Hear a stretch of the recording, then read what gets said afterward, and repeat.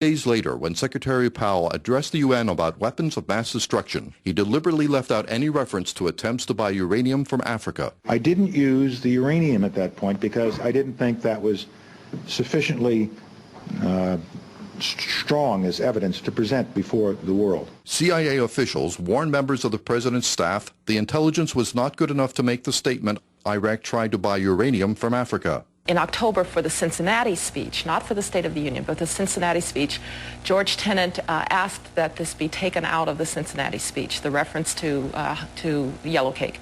It was taken out of the Cincinnati speech because whenever the Director of Central Intelligence wants something out, it's gone. How to get back in? It's not a matter of getting back in. It's a matter, Tim, that 3+ months later, people didn't remember that George Tenet had asked that it be taken out of the Cincinnati speech, and then it was cleared by the agency.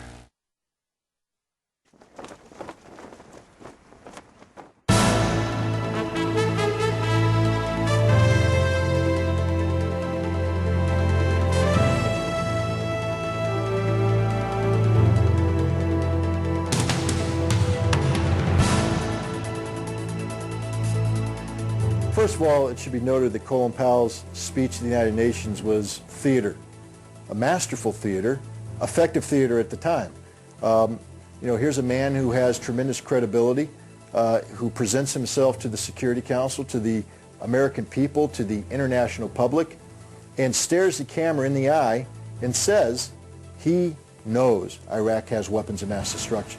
Leaving Saddam Hussein in possession of weapons of mass destruction for a few more months or years is not an option. My first visual impression here, watching George Tenet, the head of the Central Intelligence Agency, back there as a prop, almost like a potted plant, as if to say that the Central Intelligence Agency stands behind, or in this case sits behind, everything that Colin Powell says. That was a terrific blow to the morale of the Central Intelligence Agency analysts. Saddam Hussein has chemical weapons. Chemical weapons, although they can be very deadly in a subway station or something like this, are not really strategic weapons. They are weapons that can kill 50, 100, 200 people, but in fact they won't devastate you the way a nuclear weapon in New York City or Chicago or someplace would be a deadly blow. Saddam Hussein has used these horrific weapons on another country and on his own people. He used weapons Saddam Hussein did back in the 1980s when the U.S. administration, the Reagan administration, was actually supporting him and allowing him to import the chemical precursors for that.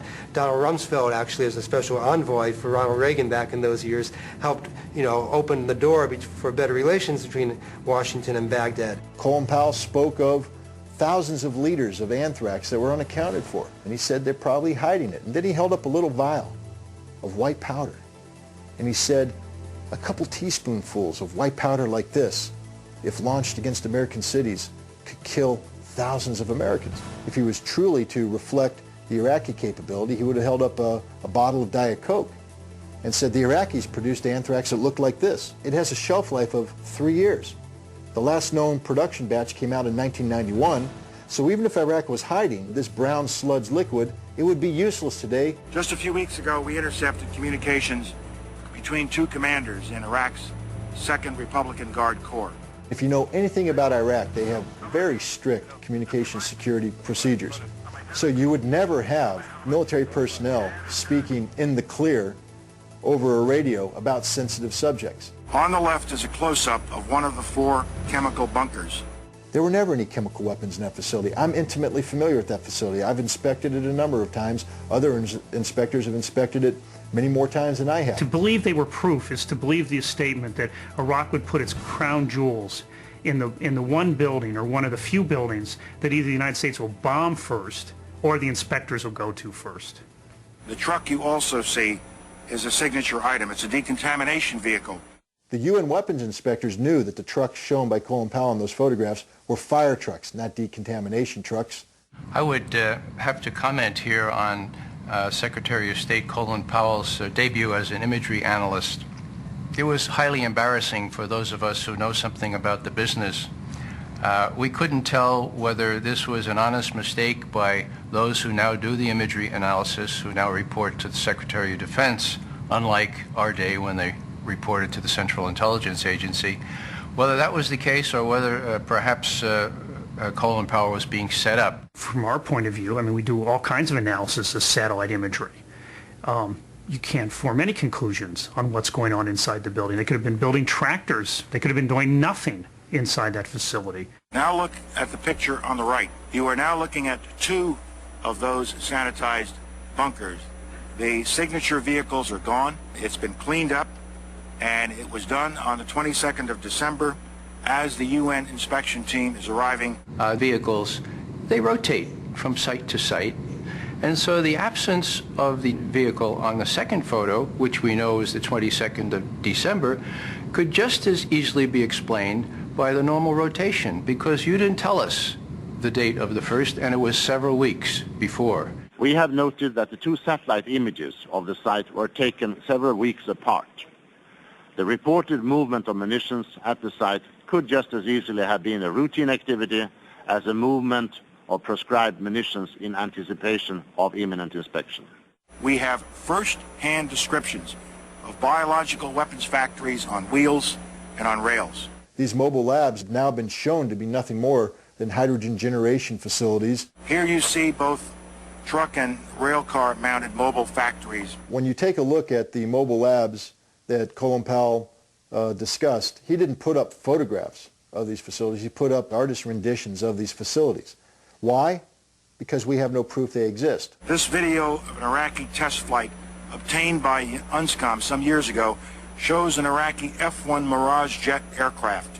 Note the spray coming from beneath the Mirage. That is 2,000 liters of simulated anthrax.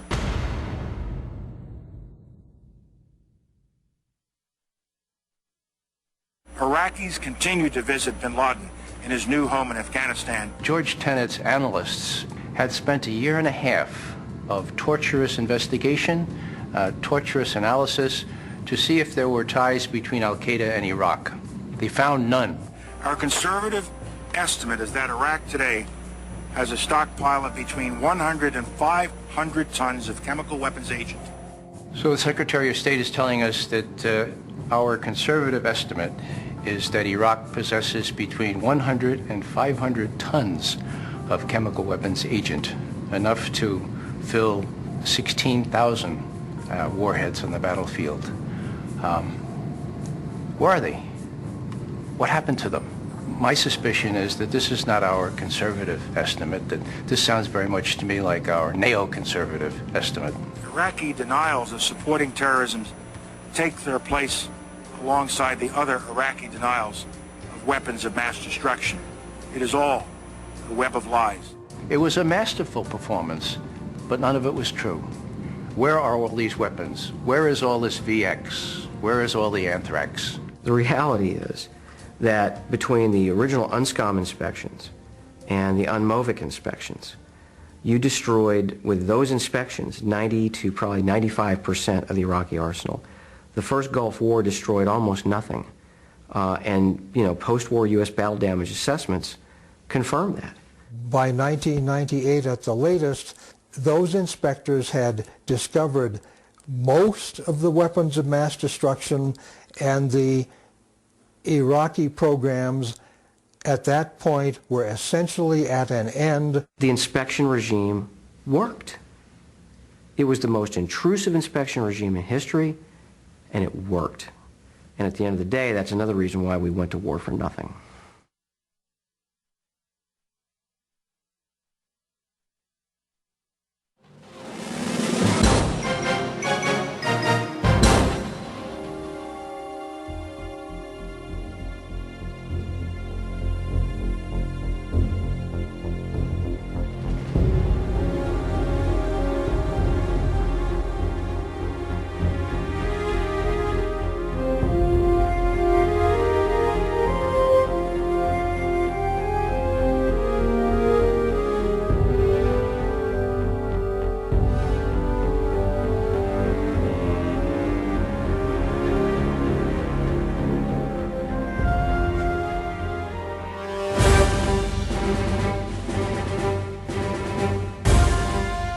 There's no doubt in my mind but that they currently have chemical and biological weapons. The Iraqi regime possesses biological and chemical weapons. We know for a fact that there are weapons there.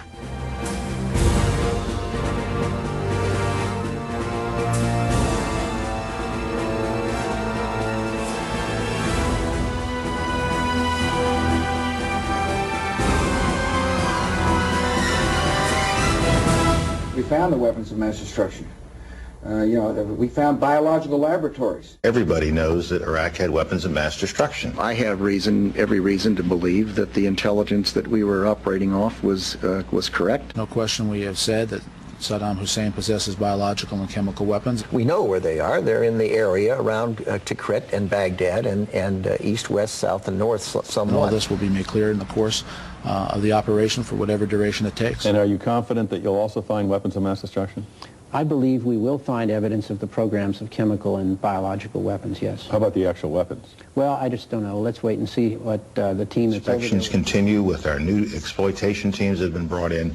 And that we will in fact find weapons or evidence of weapons programs that are conclusive. It is somewhat puzzling, I think, that you can have 100% certainty about the weapons of mass destruction's existence and zero certainty about where they are. Do you agree, and does it matter whether or not you find those weapons? We might ask the Prime Minister that. We won't be proven wrong. This is a process that takes some time, and it will ebb and flow. One thing we know is that he had a weapons program. I don't know anybody that I can think of who has contended that the Iraqis had nuclear weapons. And we believe he has in fact reconstituted nuclear weapons. But on the specific issue of weapons of mass destruction, it's going to take time and we're going to have to be patient. Over time, the truth will come out. Now, it's going to take time to find anything because People will find that we presented a solid case, a case that is there and was there and will remain there. So it's going to take a period of time to find the people.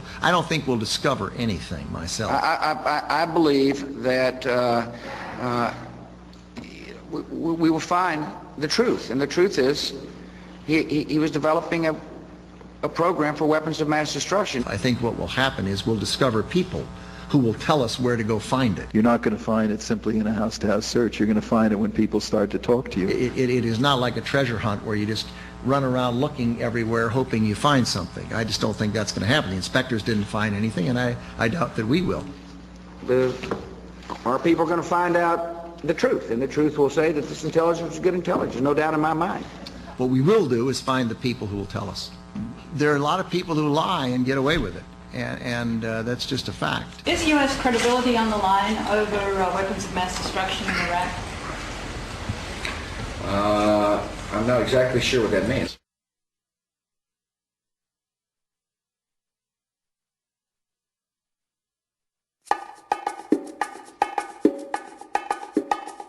We're being told now that there's no way that we're going to be told what it's going to cost until after you have begun military action. It depends on the assumptions. It depends on how long the war lasts. It depends on whether weapons of mass destruction are used. What we have done is we have taken estimates looking at different variables and said if this were the case on this variable and then on this variable, but there's so many variables that the numbers of possible point answers create a range that simply isn't useful. Yeah, I'm just not going to get into any speculation about numbers. We're dealing with a country that can really finance its own reconstruction and relatively soon. So the money's going to come from Iraqi oil revenue, as everyone has said. They think it's going to be something like $2 billion this year. They think it might be something like 15, 12 next year. They think it might be something like 18 to 20 plus the next 19 the next year. I will soon submit to Congress a request for $87 billion. Why did the administration so dramatically underestimate the cost of this war? We did not have perfect foresight into what we were going to find in Iraq.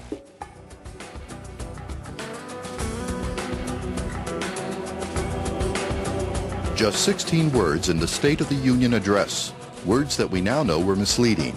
And retired career diplomat Joe Wilson tried to warn the administration of just that nearly a year before the speech. I received a call from the CIA in February 2002, and I was invited out to talk to those people within the broader intelligence community who deal with three different subjects: Iraq, uranium, and Niger. I briefed them on what I knew about the uranium business. It was during the course of that briefing that they said that they had received a report that had piqued the interest of the Office of the Vice President, and that report was of a purported memorandum of agreement authorizing the sale of uranium yellowcake, somewhat enriched uranium, from Niger to Iraq, and it was a document that was executed by the government of Niger. They asked me if I would be willing to go out and take another look at it and talk to people I knew there. I left there telling them that if they wanted, I would be able to free up my schedule. They subsequently called me and said, please do. I'd spent the 8 days there drinking mint tea and talking to everybody there was to talk to who knew anything about the subject matter in Niamey. And I'd come back persuaded that could not have happened. One, from a business perspective, because of the way the consortium was structured, you just couldn't do it without a lot of people knowing. And two, the way the government bureaucracy was structured, you could not make the decision without a lot of people knowing. And if you made the decision would be reflected in a series of signatures on the documents. And if the documents did not contain those signatures, they could not be authentic government of Niger documents. The president quoted a British paper. We did not know at the time. No one knew at the time in our circles. Maybe someone knew down in the bowels of the agency, but no one in our circles knew that there were doubts and suspicions that this might be a forgery. Of course, it was information that was mistaken.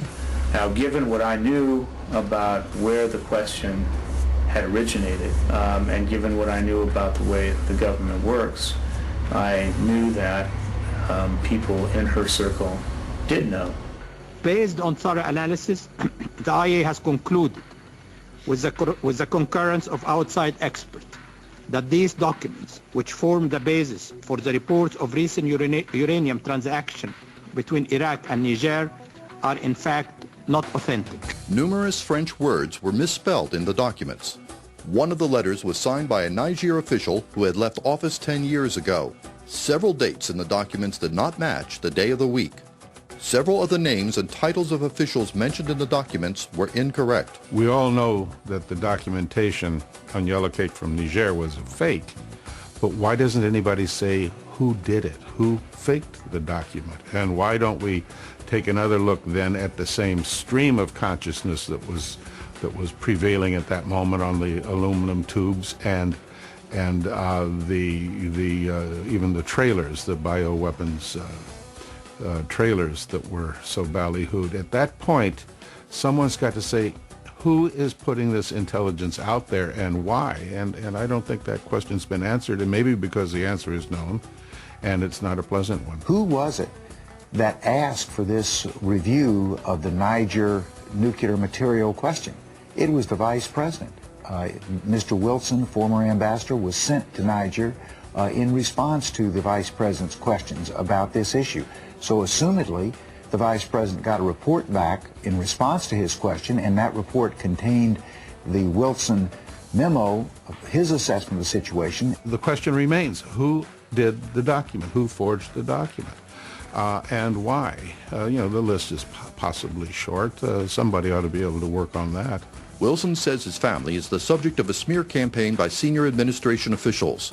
They deliberately leaked his wife's identity as a covert CIA operative, damaging her future career and compromising past missions, after he criticized the administration on Meet the Press and in the New York Times. The White House hatchet men came out and started writing articles in which they basically said that Wilson, the first one came out and said that Wilson told the truth because he's a Democrat. Set that up as an argument. Democrats tell the truth, ergo Republicans fill in the blank. Then a couple of senior administration officials leaked to Bob Novak that my wife was a CIA operative involved in the weapons of mass destruction business at the CIA. Senior administration officials is a key to being it's typically the president, vice president, cabinet officers, and the top of the White House have gone out of their way to get that information out. Not only told Novak, told Time magazine, they wanted that information out. Now, That's against a statutory law that prohibits the identification of CIA operatives. What you're doing when you expose a CIA officer of any name, you're basically taking their entire career and flushing it down the toilet. It also has the potential of placing that person in jeopardy because of their operations, and their own operations and people they have operated with in jeopardy. So it was a very vengeful act against the ambassador to try to hurt him by hurting his wife's career, if not wishing for physical damage.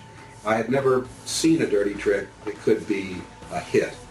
A president of the United States and an administration who has come to office on a platform of restoring dignity and honor to the White House. What they did was neither dignified, nor was it terribly honorable, nor was it germane to the issue at hand.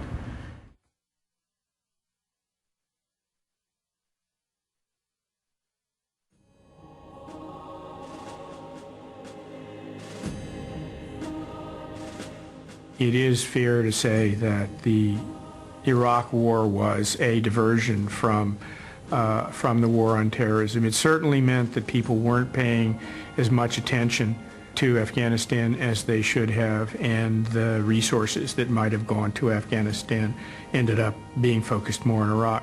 If you attack another country with no justification, people are going to say, wait a minute, this isn't a war on terrorism, this is a war on this is imperialism, this is colonialism, you know. And this is why it's a distraction, because you need the help of these people. If you get this view that the CIA and the FBI are lurking around the bazaars and the souks of the Middle East and handcuffing people or assassinating, that's not the way the world works.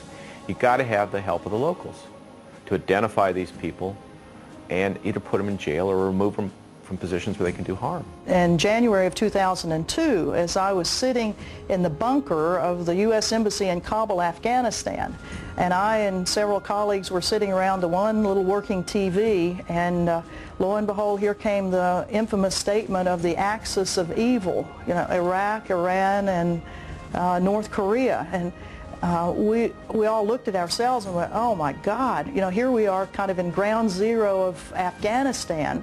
And Washington's talking about and talking in very belligerent terms about these other three countries, and we don't have Afghanistan anywhere close to being settled. The only person Saddam was a threat to at this point, as we saw when the army collapsed, was to Iraq. He didn't have weapons of mass destruction.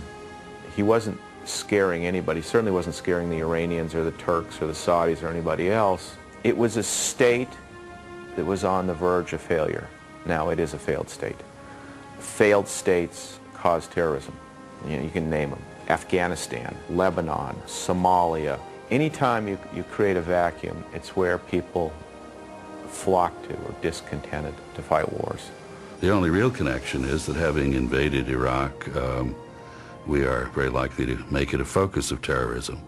We are likely to produce what the President has said Iraq represents, namely the central battlefield in the war on terrorism. Why? Because we've sent a lot of Americans into a place where they're sitting ducks for people who think the only good American is a dead one.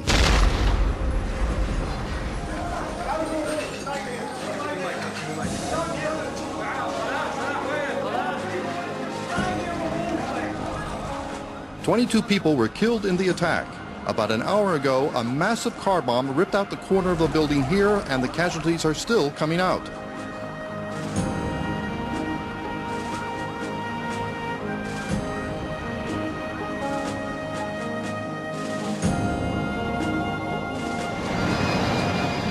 Iraq cannot be governed by Americans. I don't care what the intention is. I don't care if we truly want to build a democracy. It cannot be ruled by foreign power. We, as the one indispensable nation of the world, as we characterized ourselves for so long in the last administration, cannot contemplate that possibly someone else might not like everything we call the American way of life, and that they would, in fact, welcome us into their countries. This may not be the case. The only tool in the toolbox of the Bush administration is military force. Military force is a very blunt instrument. It just doesn't work. We've created more terrorists in Iraq, and we haven't even solved the problem in Afghanistan. One of the more ironic effects of the attack on Iraq was to buttress other countries in the conviction of the infamous remark by an Indian general after the first Gulf War, when he said the lesson of this war is that if you have to fight the United States, you better have nuclear weapons. In some respects, it's as if Vietnam didn't even happen. It's as if a lot of our leaders have suffered some kind of historical and political lobotomy. And that's frightening. And every American should be concerned about that, because the United States ultimately is supposed to be an exemplar for the rest of the world. We are supposed to be, in Ronald Reagan's words, that shining city on a hill. Well, that shining city is looking kind of slummy right now in terms of our image abroad, and I think with good reason. We've violated, I think, fundamental principles that have guided this country's foreign policy so successfully since 1947. You don't want your president to be seen as a hot dog. And when your president gets into a jumpsuit and gets in the back of a jet and lands on an aircraft carrier and then waddles out with his little straps between his legs, and that's not, I mean, you want a sign of kind of maturity and not testosterone blasting through when you're talking about things so fundamentally important as sending a nation to war and sending young men and women to their deaths. There is a sense in Washington now that you can't raise objections to this because you're not supporting the troops in the field. I would rapidly point out that unlike almost anybody I know that holds office in this country, I've had two sons in uniform, both of whom have been in combat, and so I don't have to take any nonsense from anybody, nor will I. Mark Twain's definition of patriotism is patriotism is supporting your country all the time and your government when it deserves it. Well, I don't think it's patriotic to stand by and remain silent while your country stumbles into disaster. Patriotism is the last refuge of scoundrels, and I think these are scoundrels. They have no argument now. They have no defense for what they did. The country is in a terrible international security situation that I think is perilous. So they're attacking the patriotism of others. Having been an insider, I know that the insiders don't have it all right. They make mistakes, and indeed there's more likely to be mistakes and there's more likely to be misjudgment if there is no criticism. It was Jefferson who said that our kind of government is not based on trust. It's based on, in fact, suspicion. Supporting the Constitution, understanding what's in the Constitution, caring about the Constitution. That's why we don't have a king, because we have a piece of paper. So I think that is patriotism. It's not just those of us who've been privileged to serve actually in the government who are the patriots. It's every citizen who respects and honors the fact that we have such a wonderful country. To suggest that if you have a different viewpoint than any given administration, or if you're not supporting the president in policies that may be highly erroneous, I don't see that as patriotism at all. In fact, I would argue that any patriot with integrity is going to speak out if he or she feels that we're on the wrong course. It's not unpatriotic to demand that Congress upholds its constitutional responsibilities regarding the declaration of war. It's not unpatriotic to be very upset, vocally upset, when Congress abrogates this constitutional responsibility by transferring war powers authority to the President of the United States, as they did in October of 2002. Listen, when you guys were working NASDAQ and the dot-coms, I was out in Iraq trying to get rid of Saddam and almost got killed for it. And besides, almost going to jail. So it doesn't take a whole lot of courage for me to come out against the war, and I did at the beginning, but I was studiously ignored. When we did the first Gulf War, when I came out of Baghdad in 1991, I met with the President of the United States, I met with the senior leadership of both parties, and the one thing that sticks with me to this day is the extent to which each one of them explained to me in very emotional terms the extent to which they had to plumb their consciences to come to a decision on how to vote on the use of force authorization. It had been a moral decision on their part. It had been one that had kept them up at night as they thought their way through this. We owe our soldiers, our sailors, our airmen, and our Marines nothing less before we sent them to battle. Sometimes the true patriot takes the unpopular course, but helps their country avoid mistakes. And even if they can't persuade, at least they tried. For me, America is this amazing land of opportunity, of beauty, of idealism, of hope. It is a beacon to the world. It's a place of fantastic people. And what infuriates me more than anything else is that this administration has systematically slandered, libeled, blackened the image of America to our friends and allies around the world. Having the authority and the ability to go and wage war is a very, very solemn thing, and it needs to be done with care and with deliberation and with genuine forethought. And I think that none of that was present in the lead up to this entire debacle that we now call enduring freedom. When the emperor has no clothes, you have to have the presence of mind and the courage to stand up and say, the emperor has no clothes.